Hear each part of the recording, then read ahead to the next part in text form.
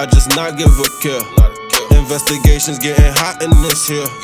Don't think these niggas throwing shots, they throw flares. Hey guys, man, it's FYB here, and this is my first review. I'm just letting you know how I feel about episode 1 in Tom Clancy's Division 2, and a little bit of my, I guess you can say, calculated opinion on how I feel about this current episode and what's to come in the next episode.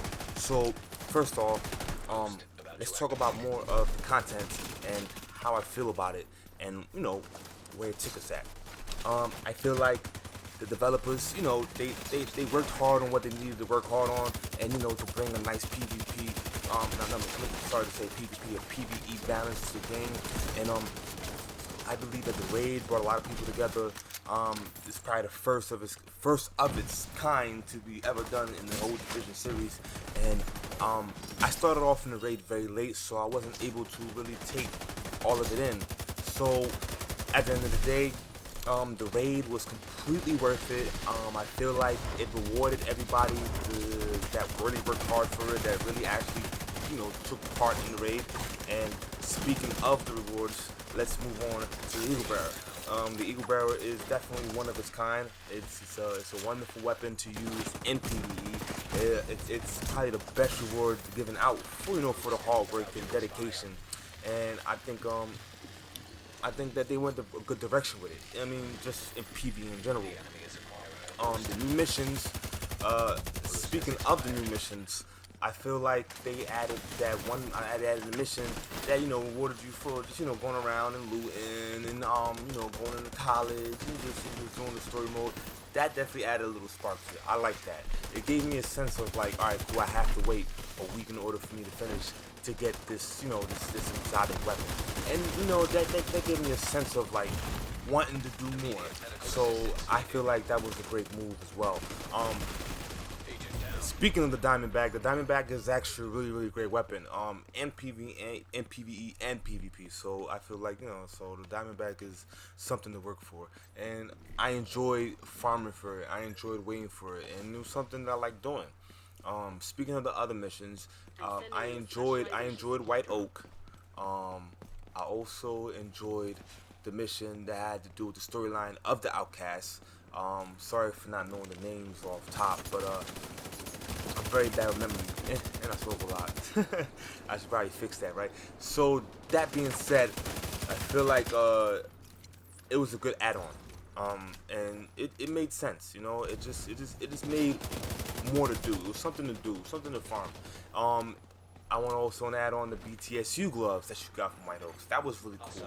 The BTSU gloves are phenomenal, and they make it to the point where you're able to, you know, just venture off and make these awesome skill builds and make these awesome hybrid builds, and you know, and just you know, like, be diverse with it. And that being said, I enjoyed that as well. So that, speaking of the PvE content, I feel like, you know, I mean, it was more than what they could have gave us. So I enjoyed it all the way, 100%. Now, when it comes to the PvP of it all, when it comes to episode 1, I think at the end of the day, they wasn't really focused in. And I can say for myself, I think the focus on PvP didn't need to be there. I apologize for all the PvP players, it didn't need to be there. I think it was more concentrated on the PvE, and that's where it needed to go to. The raid, White Oak, the exotic drops, the farming, the looting, and all of that had to be fixed in perspective for everybody to actually, you know, take tone and literally just, you know, mold themselves and understand like this game is absolutely fairly new. It's been at least 5 to 6 months, but this is also going into episode 2. So that being said, now when it comes to PvP, the whole meta of it, when it comes to that super soldier cookie cutter build, whatever you want to call it, with the Eagle Bearer, that really didn't ruin it for me, but it left a bad taste in my mouth. And I can really say from that point on, like, I had to think of some way to beat this build. And I think that's where we need to all step our game up and FYB, fix our builds. Is to understand that this meta can be beaten It's gonna take hard work, so it's gonna take dedication. It's gonna take some kind of thinking, some level of thinking for you to do that. But I think that's what needed to be done. And you know what I mean, following this video, I am gonna drop the counter build, the counter all. The counter the episode 1 meta, and even though it's going to get nerfed for episode 2, I think it's going to be still viable in a sense that people are still going to use it. And this is where I'm going to let y'all know where I had to put my hard thinking and hard FYB mechanics into the build. But at the end of the day, episode 1 to me was absolutely great to me. I enjoyed every little bit of it.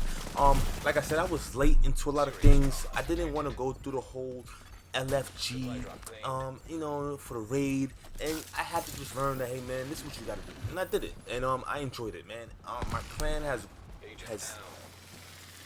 grew exponentially, and I feel like it's the best part about it was me just being open-minded and just going for the raid, LFG, and you know, being sociable, and just understanding that, you know, it's not all about you playing friends, and you know, make friends. You know, you gotta make friends somehow, some way, right? Part of you fixing your build in all day life, virtual spiritual terms, you know. So I want to give a great shout out to my friends, my homies, the whole FRB clan. I also want to know the developers. Hey man, you're not the only one out there that feels like, hey, I think I know what you're doing. I feel like yes, you do need feedback from us. You do need a little bit of opinion from us, but I think you need to do what you think is good for the community, and the community needs to understand that, hey, this is y'all game.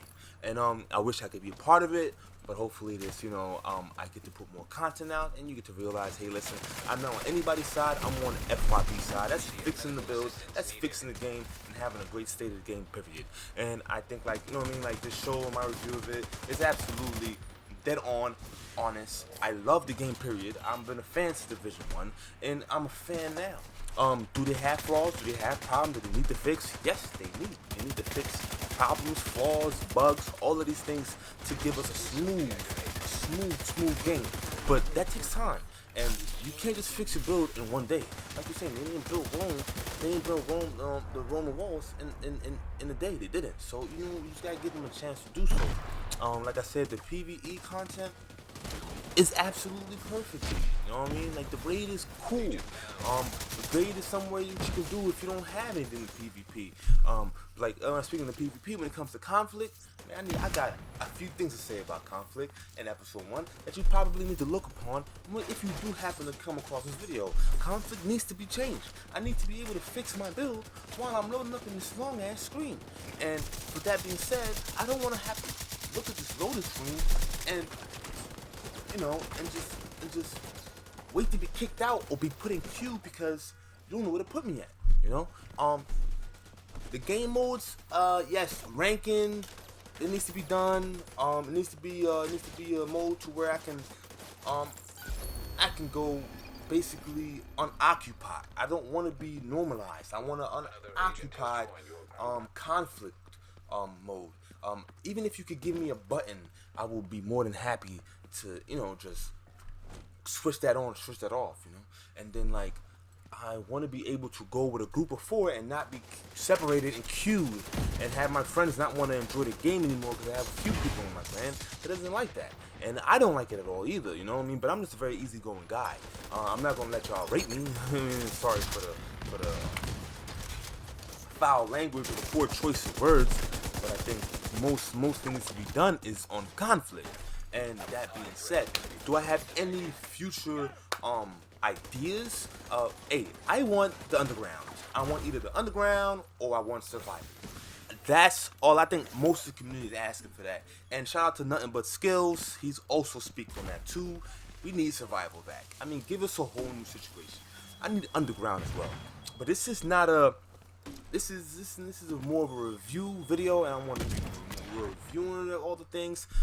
Like I said, when it's speaking of a lot of the flaws, I can name probably 4 is the talents, but they're getting fixed. And they're working on that as well.